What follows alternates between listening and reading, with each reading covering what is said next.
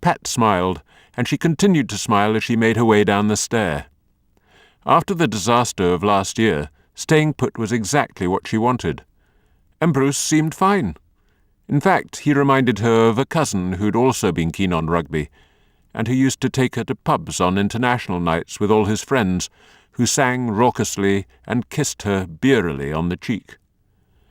Men like that were very unthreatening. They tended not to be moody or brood or make emotional demands. They just were. Not that she ever envisaged herself becoming emotionally involved with one of them. Her man, when she found him, would be very distressing. Very, very distressing. Pat looked up.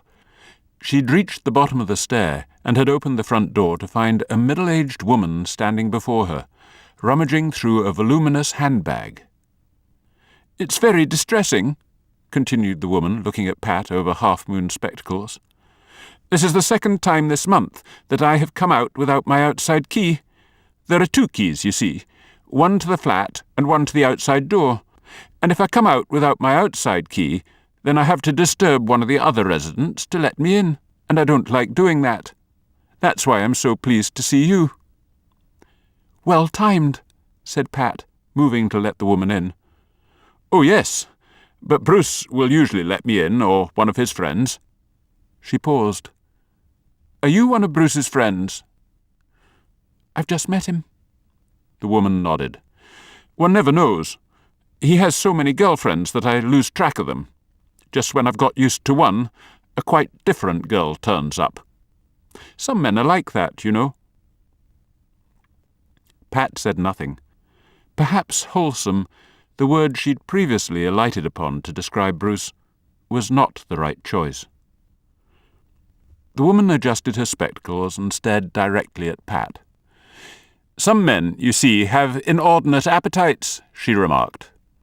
"They seem to be genetically programmed to have a rather large number of partners, and if they're genetically predisposed to do that sort of thing, then I wonder whether we can actually blame them for it. What do you think?" Pat hesitated. "They could try a bit harder not to cheat." The woman shook her head. "Not easy," she said. "I believe that we have much less free will than we think. Quite frankly, we delude ourselves if we think that we are completely free. We aren't. And that means if dear Bruce must have rather a lot of girlfriends, then there's not very much he can do about it." Pat said nothing. Bruce had said nothing about the neighbours, and perhaps this was the reason. "But this is very rude of me," the woman said. "I've been talking away without introducing myself, and you'll be wondering, who is this deterministic person? Well, I'm Domenica MacDonald, and I live in the flat opposite Bruce and his friends. That's who I am." Pat gave the woman her name, and they shook hands. Her explanation that she had just agreed to take the spare room in Bruce's flat brought a broad smile to Domenica's face. "I'm very pleased to hear that," she said. "That last girl, the girl whose room you'll be taking." She shook her head. "Genetically programmed to have lots of boyfriends, I think." "A slut.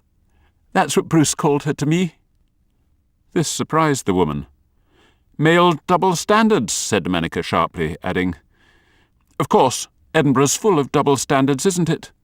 Hypocrisy is built into the stonework here." "I'm not sure," ventured Pat. Edinburgh seemed much like anywhere else to her. Why should there be more hypocrisy in Edinburgh than anywhere else? "Oh, you'll find out," said Domenica.